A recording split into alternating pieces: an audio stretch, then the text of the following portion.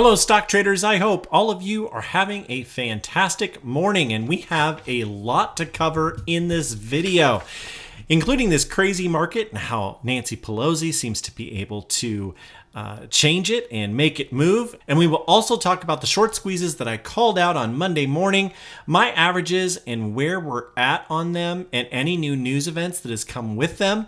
And then I am going to give you one additional stock pick that has had a lot of insider activity that I think you should at least take a look at and see if it's something that you might want to invest in. Now, I'm not a financial advisor. Of course, you need to do your own due diligence. But before I get going in this video, if you could do me a favor and please hit that most amazing and wonderful like button. Also, if you have not done so before, please subscribe and turn on those bell notifications so you get notified when a new video comes out. I do have a Patreon group. I have a link in the description down below. If you want my buy and sell alerts as they happen, absolutely tearing it up right now in the private Discord with this market surge that is happening. But so far, year to date, I am down 2.61%. That is much better than the market. And personally, I have had a long year so far. Looking forward to better times. Hopefully you are too. Well, let's start by talking about the market and get right into everything we need to talk about. So here we go. We have the S&P 500. This is the SPY ETF that I have here. And so we have been tracking this bull run, and I think we are coming into a 5-wave bullish sequence, and that we have actually started wave 3 of that bullish Elliott wave sequence. And we haven't had one of these this year yet, but seeing this and looking at it, we have wave 1, wave 2 pullback. We have wave 3, which I'm expecting to come all the way up here and to take some time to get up here. And it might even go past and come back down and use this as support and take off and go all the way up this direction. There's a lot of momentum, and there's some different momentum indicators that I look at on the market that I'm seeing right now. One is that we have a 13 EMA crossing above the 48 EMA. This is what the 48 EMA is, this red line here. I have the 13 EMA drawn off here in yellow. And when this type of movement is happening on the market, it is very, very bullish. I have had a lot of success of trading when we are above that 48 EMA. So once we started to get above it, hold above it, and even though we came down and used it as support and then cranked back up, I am more confident with a lot of my strategies that I will outperform the market in this way. Now, I'm not saying that the market isn't still in a bear market. I'm saying in the short term, we are very, very bullish, and we are on a very strong trend. And this could turn into, and how we're breaking out of, a bear trend. It could be that way. And so it's going to be interesting to see how it goes. These yellow lines that I have here are open gaps that I have. There's an open gap above up here that I like to fill right around 436. That is kind of my target that I'm shooting for overall with this market. We do have some open gaps downwards that we created on this massive run. And so those are things to kind of keep in mind also. But liking the overall market and enjoying this, definitely making lots of money in the bullish scenario that we've had over the last month or so. All right, so now let's start talking about these different stocks that I talked about. Pick number 1 was DTC. This is Solo Brands, and it is looking good. There really isn't any new news on this. My personal average on this is $5.09. So since the call out on Monday, I am personally up 5.70% so far in it.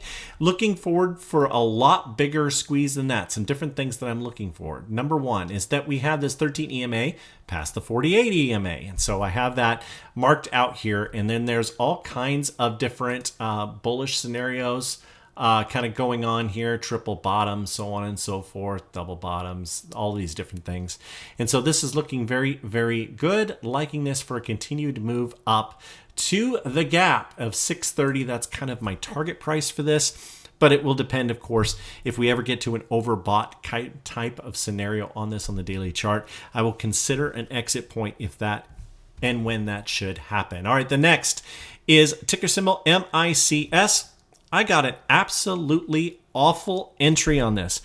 I had a hard time on Monday morning getting into this stock, and I wanted to get into it before market open, and this has not worked out for me because and it was more of an accident than anything.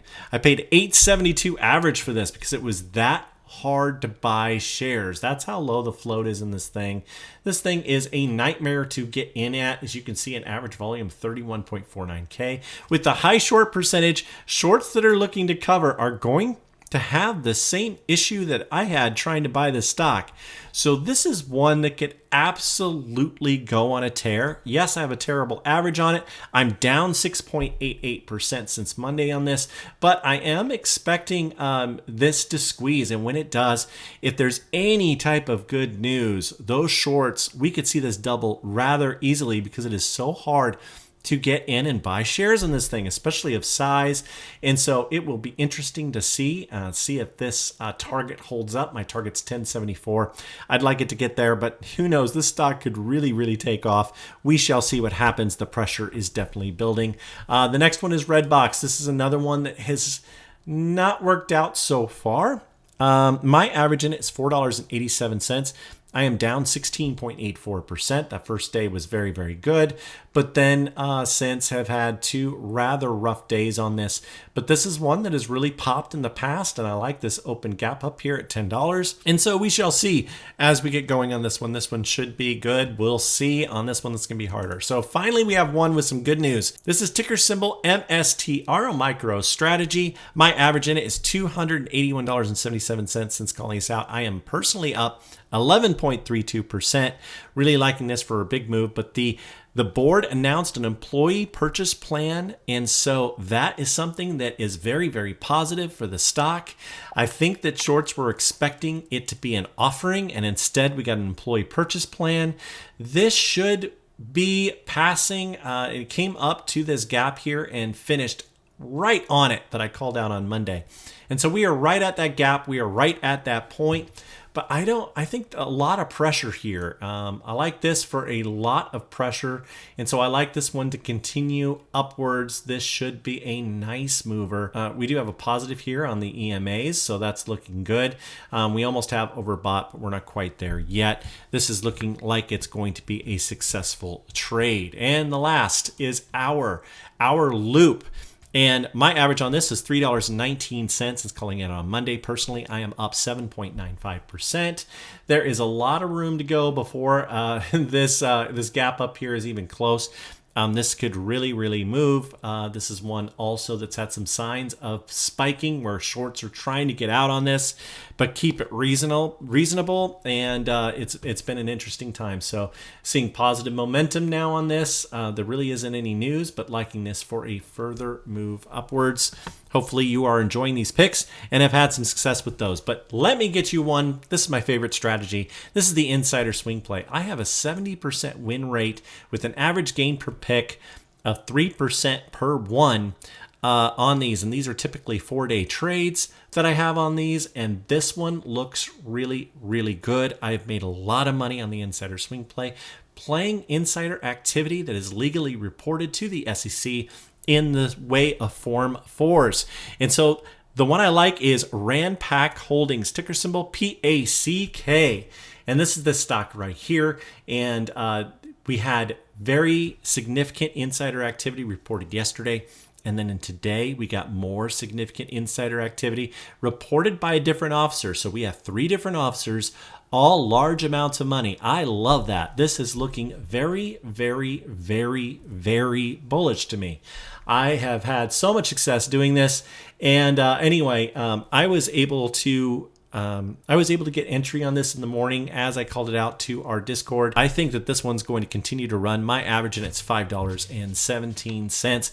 Got in it this morning and so far looking very good, especially in after hours. Why is it moving in after hours? Well, it's moving in after hours because the CEO reported $800,000 worth of shares in a Form 4 that was disclosed by the SEC.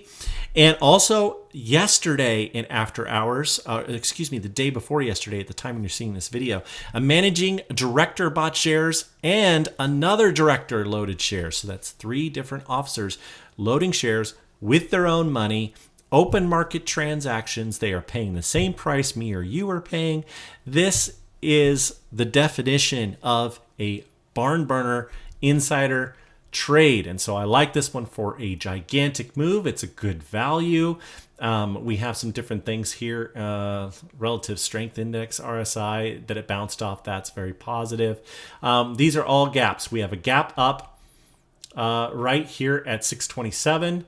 We have another gap up at 930. We have another gap up at 1319. And we have our final gap up here at 1495. And so if we could get to that furthest gap up there, which it would take a lot of movement, but I mean, that is a 300% gain.